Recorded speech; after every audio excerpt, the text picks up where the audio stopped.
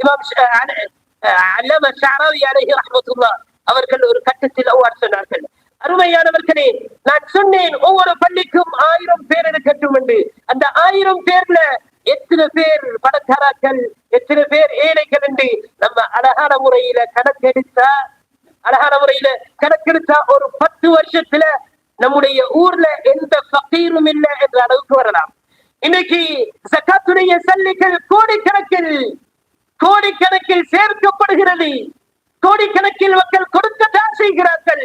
ஆனால் சரியான முறையில் பங்கு வைக்கப்படுவதில்லை, சரியான முறையில் அட்வைஸ்கள் பண்ணப்படுவதில்லை, சரியான முறையில் ஒரு கைட்லைன் கிடைப்பதில்லை. அதனால என்ன செய்யறாங்க, ஒரு 30,000 வச்சுக்கொள்ள. ஒரு உதாரணமாக 30,000 நீக்குதுன்னா 10 பேருக்கு 3000 கொடுத்துட்டு வேலையை பார்க்க நாங்க ஜக்காத் கொடுத்துட்டோம். 10 பேருக்கு ஒரு எம்லப்ல 3000 போட்டு ஜக்காத்தை கொடுக்கிறது.